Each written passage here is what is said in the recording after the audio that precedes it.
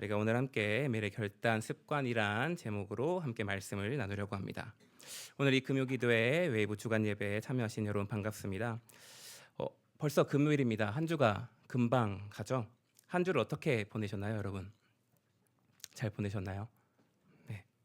우리가 때로는 너무 바쁘게 정신없이 살다 보면은 정작 나의 마음과 삶의 방향을 놓친 채 무엇을 위해 노력하고 있는지 잊은 채 살아갈 때가 있다는 겁니다. 그런데 우리가 잘 기억해야 할 것이 있습니다.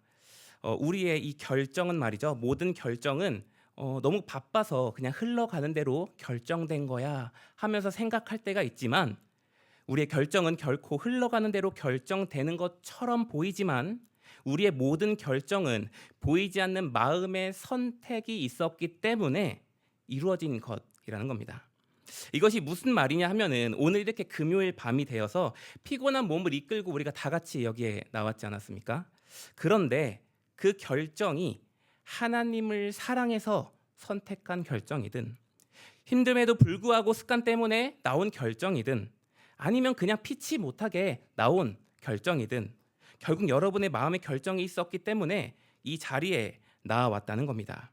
그리고 오늘 나오기로 한 결정한 것이 바로 여러분의 마음이라는 겁니다. 마태복음 6장 21절에는 이런 말씀이 있습니다. 저희가 함께 읽어보도록 하겠습니다. 함께 읽겠습니다. 내 보물 있는 그곳에는 내 마음도 있느니라. 아멘. 내 보물이 있는 곳. 여러분, 우리의 보물이 무엇이죠? 금은 보화를 말할 수도 있겠지만 나의 시간이 투자되는 곳에 마음이 있는 것이고 나의 돈이 쓰이는 곳에 나의 마음이 있는 것이고 혹은 나의 삶에서 반복하면서 이루어진 그 삶에 나의 마음이 있다는 겁니다. 다시 말해서 내 행동의 결과물을 통해서 내 마음을 알 수 있다는 겁니다. 그것이 의식적으로 한 결과이든 아니면 무의식 속에서 나타난 결과이든 상관없이 모두 나의 마음이라는 겁니다.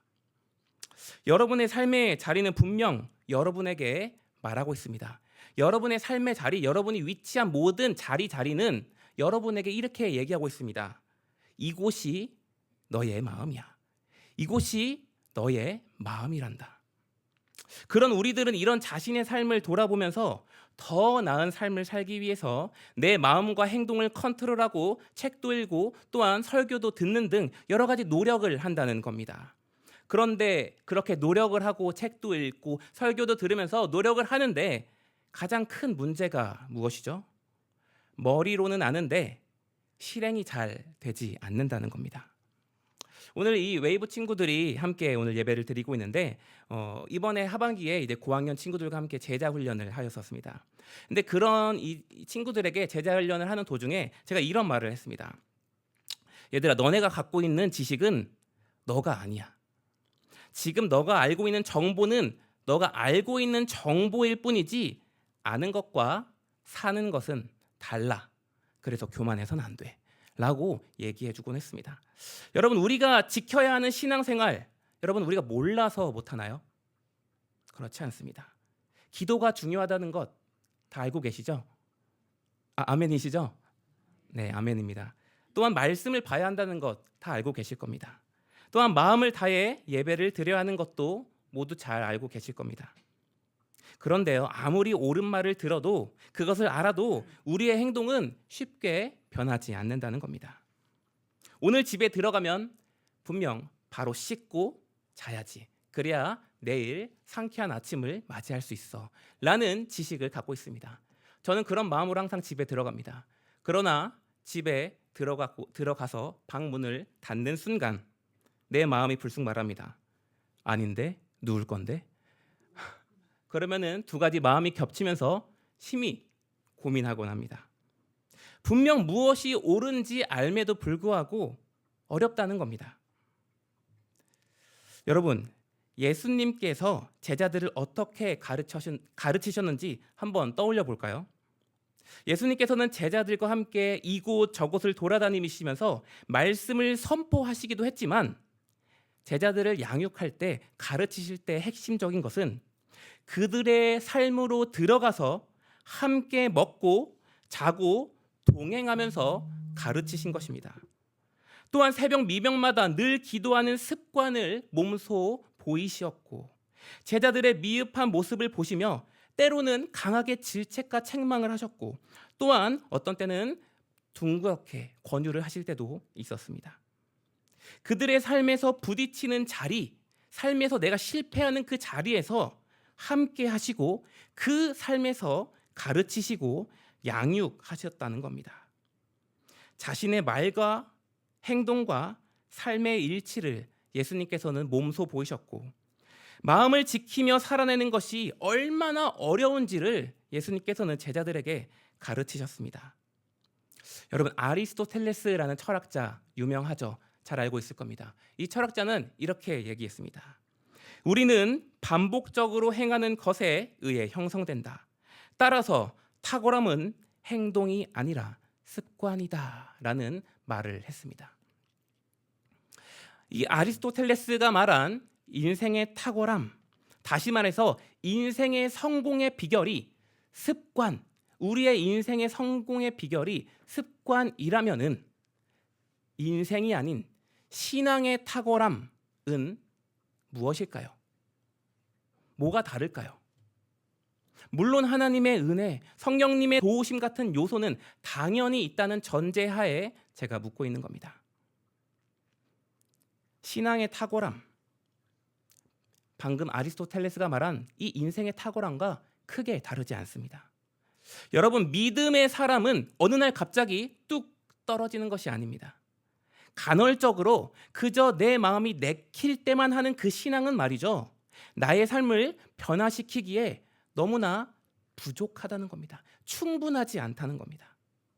하나님의 열심은, 우리를 향한 하나님의 열심은 언제나 불타오르고 있는데 나의 열심 또한 분명히 존재해야 그것이 맞닥뜨리면서 시너지가 일어난다는 것입니다. 믿음도 중요한 거 맞습니다. 주님을 향한 마음이 중요한 거 너무나 맞습니다. 그러나 우리의 행동과 삶의 습관은 우리를 보여주는 증거라는 것입니다. 지금 내 마음이 어떠한지, 내 생각이 어떠한지, 내 가치관이 무엇을 말하고 있는지 바로 내 삶이 증명하고 있다는 것입니다. 그렇다면 여러분의 삶에서는 어떠한 흔적들이 남아 있습니까? 여러분의 삶의 흔적들에는 무엇이 나타나고 있습니까? 여러분의 삶의 습관은 여러분에게 뭐라고 말하고 있습니까? 이 말이 어떻게 보면은 율법주의처럼 들리실 수 있습니다. 내 믿음을 결과로 보여봐 하고 행위를 강조하는 것처럼 들릴 수 있지만 결코 저는 그런 말을 하는 것이 아닙니다. 여러분, 우리의 믿음은 말이죠, 내적으로 고여있는 허황되고 실체 없는 것이 아니라는 겁니다. 우리의 믿음은 말이죠, 삶의 행동과 습관으로 지금 계속해서 발현되고 있고 나타나고 있다는 사실을 여러분, 우리는 꼭 이것을 유념하고 기억해야 한다는 것입니다. 서론이 좀 길었는데요, 오늘 본문에서도 이 습관을 쫓아 늘 기도하던 한 인물이 등장합니다. 얘들아, 오늘 본문에서 누가 나오지? 다니엘, 맞습니다. 다니엘이 등장합니다. 여러분, 오늘 말씀은 우리가 주일학교 때부터 익히 들었던 다니엘과 사자굴에 대한 내용입니다. 우리가 본문의 말씀을 다 같이 한 번 더 읽도록 하겠습니다. 함께 읽겠습니다. 다니엘이 이 조서에 왕의 도장이 찍힌 것을 알고도 자기 집에 들어가서는 윗방에 올라가 예루살렘으로 향한 창문을 열고 전에 하던 대로 하루 3번씩 무릎을 꿇고 기도하며 그의 하나님께 감사하였더라. 여러분, 오늘 말씀의 배경은 이렇습니다.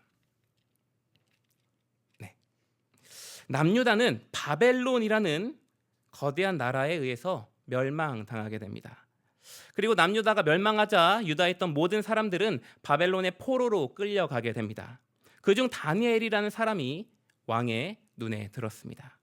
그렇게 다니엘은 바벨론의 왕궁에서 그들의 문화와 교육을 받았고 이름도 바벨론식 이름으로 벨드사살이라는 이름으로 개명을 하였습니다. 다니엘은 이방 땅에서 먼 타국에서 살고 있었고 심지어 이름까지 바꿨습니다. 다른 나라의 문화와 교육을 받아온 다니엘, 그 문화에 금방 익숙해지고 열심히 그곳에서 살았을 겁니다. 그런데 이 다니엘이 절대로 놓치지 않았던 것이 있는데 무엇일까요? 그것이 신앙입니다.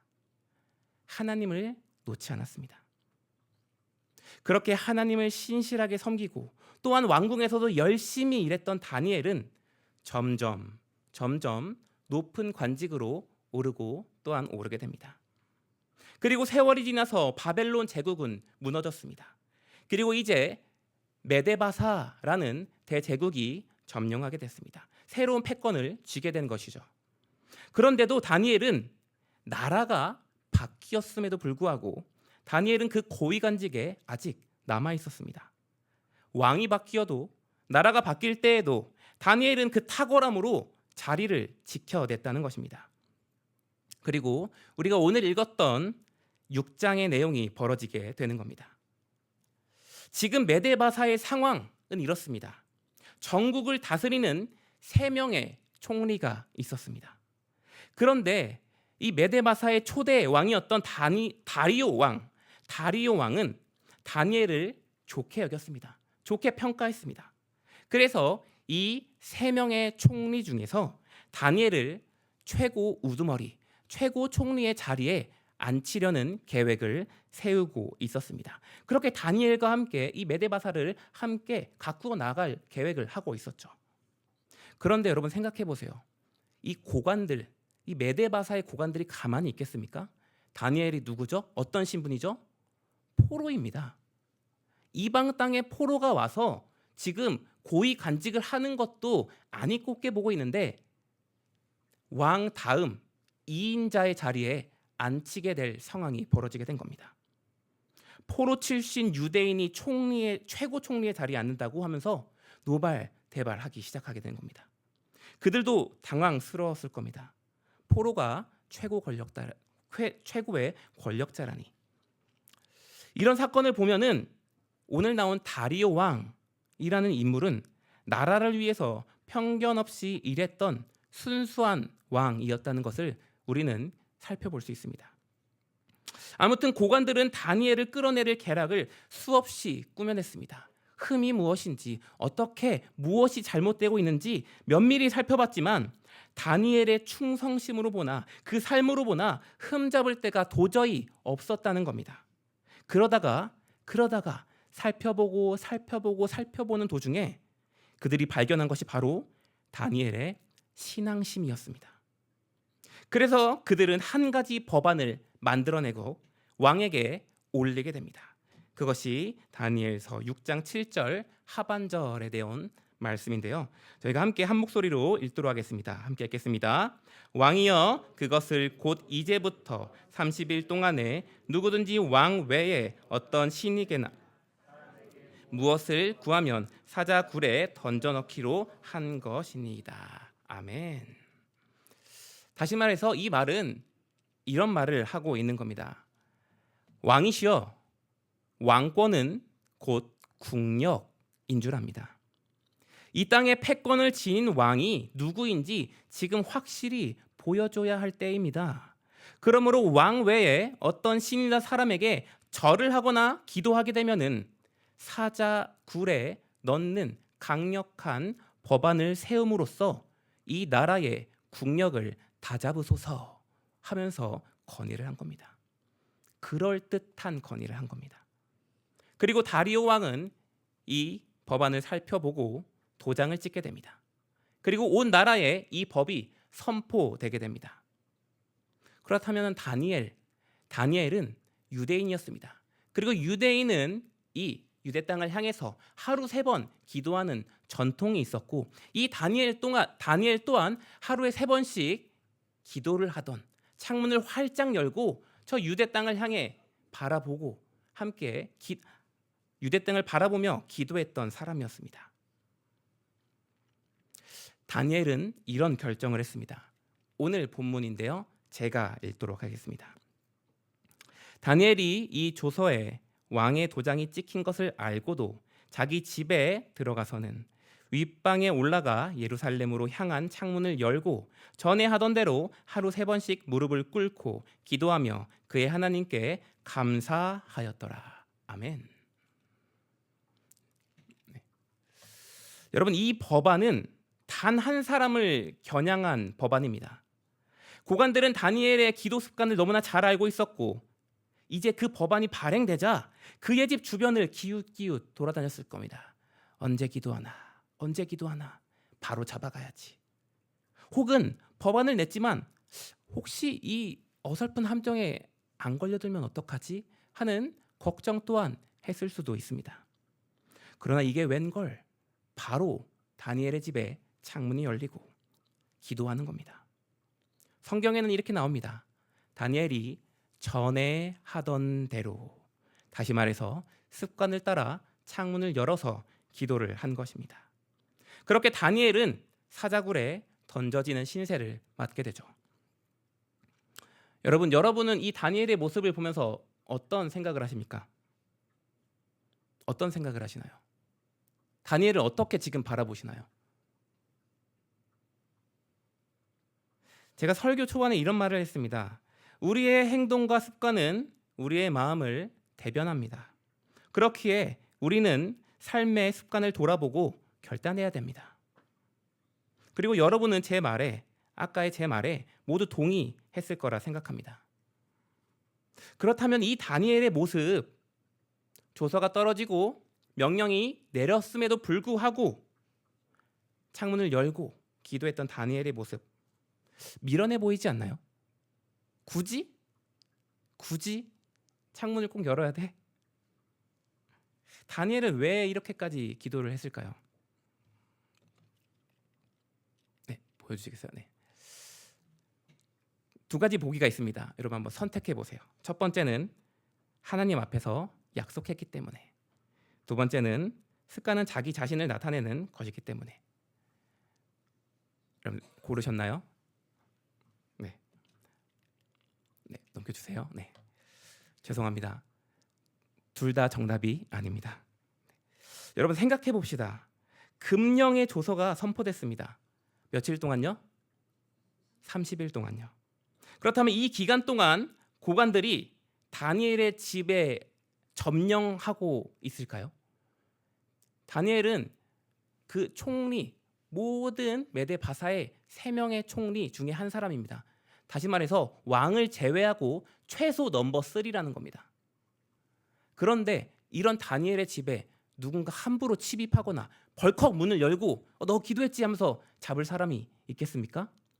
집 주변만 서성였을 겁니다. 그냥 집안에서 조용하게 그냥 골방에서 기도하는 거잖아요. 기도를 안 하는 게 아니잖아요. 그냥 기도하면 안 되나요? 왜 창문을 열어 적기냐고요. 다 볼 수 있도록. 나 잡아봐라 이겁니까? 뭘까요? 무슨 마음으로 다니엘은 이런 행동을 했을까요? 여러분 그런데 말이죠. 메데바사의 고관들은 다니엘을 잡기 위해 이 금령을 만들었지만 이 금령에는 이런 뜻이 담겨 있습니다. 네, 다음 거 보여주세요. 지금부터 30일간 다리오는 신이며 다리오보다 높은 신은 존재하지 않는다. 다리오 외에 다른 사람이나 신에게 절을 하면 이 말이 무엇이죠? 다리오가 이 메데바사의 신이라는 말입니다. 다시 말해서 다리오는 신이고 다리오라는 그 신 외에 절을 하지 말라는 겁니다. 이 금령이 떨어지는 순간 다니엘은 아차했을지도 모릅니다. 어떻게 해야 할지 머리를 팽팽 굴렸을지도 모릅니다. 그러나 이내 이 말씀이 떠올랐을 겁니다. 네, 보시겠어요? 출애굽기 20장 3절의 말씀인데요. 저희가 한 목소리로 합독할 수 있도록 하겠습니다. 함께 읽겠습니다. 너는 나 외에는 다른 신들을 내게 두지 말라. 아멘. 다니엘은 바벨론과 메데 바사의 고위 관직으로서 열심히 일을 했을 겁니다. 그러나 그가 믿고 있는 대상은 한때 패권을 지닌 바벨론도 새로운 패권을 가지게 된 메데 바사도 아니었습니다. 다니엘의 믿음의 대상은 포로로 끌려가기 이전에도, 포로로 끌려가는 비참함 속에서도, 바벨론을 섬기는 신하의 자리에서도, 메데바사의 최고 총리라는 절호의 찬스를 눈앞에 두는 이 상황에서도 오직 이스라엘의 하나님, 그의 백성을 눈동자같이 지키시는 그 하나님만 믿었다는 것입니다. 그렇다면 이 기도 감사하였더라라고 나오는데, 여러분 이런 상황에서 기도했다면은 하나님 이건 아니잖아요. 이 상황은 너무한 거잖아요. 제가 무엇을 잘못했습니까? 라고 해야 되는데 다니엘은 감사의 기도를 올린 겁니다. 마치 이런 말을 하는 것 같습니다. 하나님, 제가 이 결단을 하도록 마음을 지켜주시니 감사드립니다. 제가 그 다리오 왕을 신으로 인정하지 않고 저 창문을 열어서 오직 하나님이 참신임을 증명할 수 있는 그 기도를, 그 선포를 하게 하심을 아버지 감사드립니다 라고 하는 것 같다는 겁니다. 다니엘이 그 금령을 처음 들었을 때에 흔들렸을지도 모릅니다. 창문을 열지 않고 조용하게 기도하면 되는 것 아닌가? 조용히 기도하는 게 신앙을 위배하는 것은 아닐 텐데, 하나님을 등지는 것은 아닐 텐데 그 행동이, 하면서 굳이 그렇게 내 습관을 쫓아서 창문을 열고 기도해야 될까 하며 흔들렸을지도 모릅니다. 그러나 다니엘은 말이죠, 하나님을 향한 자신의 마음을, 그 결단을 메데바사의 넘버 2라는 권력을 자신에게 얹어줄 다리오에게, 자신이 섬기고 있는 대제국 메세바다에게 선포하고 있는 겁니다. 다리오가 참신이 아니고 메데바사도 영원하지 아니하며 오직 하나님이 참신이며 영원한 하나님이십니다 라고 하며 문을 열고 자신의 신앙뿐만 아니라 하나님이 어떤 분이신지 자신의 행동을 통해서 선포했던 것입니다. 내가 누구인지, 내가 섬기는 하나님이 어떤 분이신지, 이 세상의 참신이 누구인지 입으로 얘기한 게 아니라 자신의 삶의 습관과 자신의 행동을 통해서 선포했던 것입니다. 창문을 열고 메데바사와 온 세상에 이렇게 선포한 것입니다. 오늘도 내 삶은 말합니다. 오직 하나님만 참신이며 그분은 권세와 능력으로 세세토록 우리를 다스리시는 참 하나님이십니다. 멋지지 않나요? 멋지지 않나요? 어떤 것을 감당해야 할지 다니엘은 알고 있었습니다. 그러나 그 감당하는 그 두려움보다, 그 힘듦보다 하나님이 어떤 분이신지 선포하는 게 다니엘에겐 더 중요했다는 겁니다. 그런데 오늘 이야기에서 또 다른 한 사람을 주목하려고 합니다. 그의 이름은 다리오, 대제국 메데바사의 왕입니다. 아까도 이야기했듯이 다리오는 다니엘을 아꼈고 다니엘이 섬기는 하나님을 잘 알고 있었던 것 같습니다. 또한 10절 이하의 내용을 보시면 다니엘이 금령을 어기고 붙잡혀 오자 다니엘을 구할 방법을 찾기 시작합니다. 그러나 메데바사의 법에 왕의 도장이 찍히는 순간 그 법은 누구도 바꿀 수 없었습니다. 그렇게 다니엘을 사자굴에 넣었을 때에 다리오는 이렇게 말을 합니다. 내가 항상 섬기는 너의 하나님이 너를 구원하시기를 바라노라. 그렇게 다니엘이 사자굴에 들어가자 다리오는 금식을 합니다. 잠을 자지도 않습니다. 사자굴 앞에서 초조해하며 다니엘을 기다리게 됩니다. 참 인격적인 왕 아닙니까? 어떤 왕이 신하를 위해서 이런 모습을 보입니까? 왕의 모습으로는 정말 박수 쳐줄 만한 그런 인물이라는 겁니다. 그런데요, 만약 다리오 왕이 이 메데바사의 모든 신하들의 신뢰를 저버리고 미움 받을 각오로서 자신의 왕위를 내려놓을 각오를 했다면은 다니엘을 정말 구하지 못했었을까요? 정말로 불가한 내용이었을까요? 고관들이 만든 그 법을 받았을 때에 그냥 아무 생각 없이 오케이 하면서 도장을 찍었을까요? 다니엘이 사자굴에 간 것은 자신의 의도가 아니었기에 무엇보다 다니엘을 아꼈기 때문에 슬퍼하는 그 다리오의 마음은 이해합니다. 그러나 그 형벌의 하루가 지난 이후에 다음 날이 되어서 다니엘에게 이렇게 말하는 겁니다. 그 굴 앞에서 내가 섬기는 내 하나님이 너를 구원하였느냐? 여러분, 이 모습은 마치 다리오가 하나님을 신뢰하는 모습처럼 보인다는 겁니다. 그러나 말이죠, 잘 생각해 보면은 우리는 다리오의 행동에서, 그 삶에서 하나님을 향한 신뢰를 도무지 찾아볼 수 없다는 것입니다. 말로선 슬퍼합니다. 애통해야 합니다. 그러나 다리오는 어떠한 희생도 어떠한 포기도 하지 않았습니다. 하나님을 향한 믿음의 행동 또한 눈 씻고 찾아볼 수 없다는 겁니다. 그는 여전히 다리오였고 그는 여전히 메데바사의 권력자, 왕의 자리에 앉고 있는 다리오였습니다. 결국 이 두 사람의 결정, 다니엘의 결정과 이 다리오의 결정은 자신이 무엇을 믿고 있고 자신이 어떤 사람인지 그 결정에 따라 보여주고 있다, 나타내주고 있다라는 것을 말하고 있습니다. 다시 말해서 참 신은 누구인가? 누가 진정한 주권자인가? 라는 그 질문 앞에 다니엘과 다리오 왕은 자신의 입술의 말이 아니라 행동으로서 보여준 것입니다.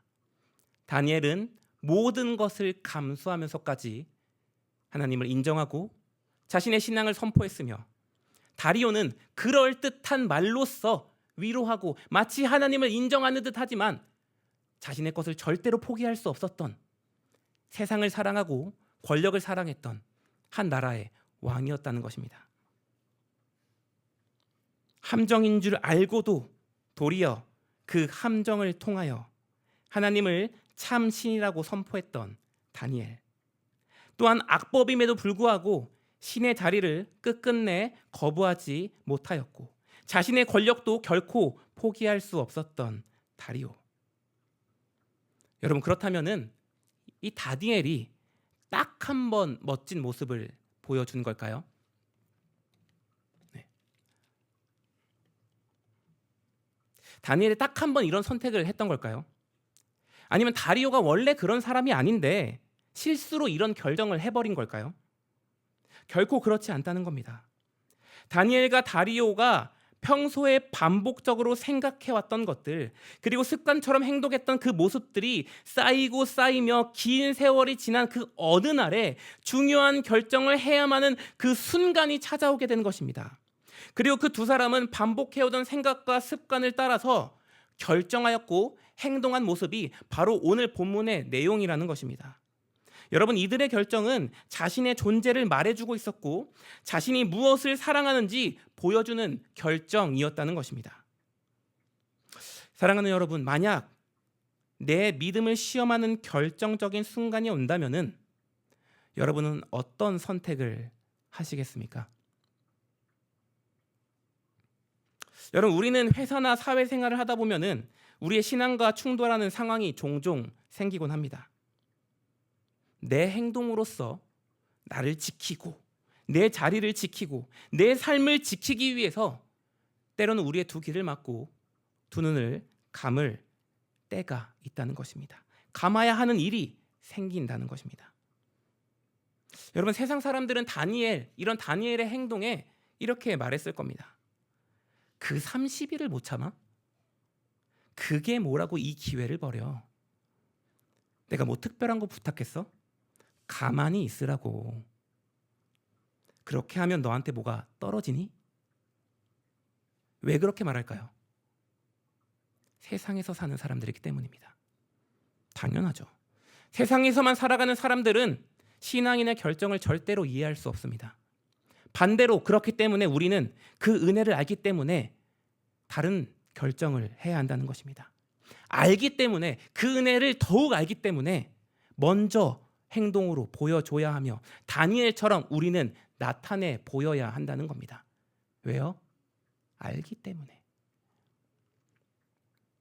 여러분, 우리를 향한 하나님의 사랑을 신뢰하시나요? 이제 우리의 삶으로 고백을 할 때입니다. 나중에 혹은 중요한 결정이 생길 때 그때 가서 결정하면 된다고요?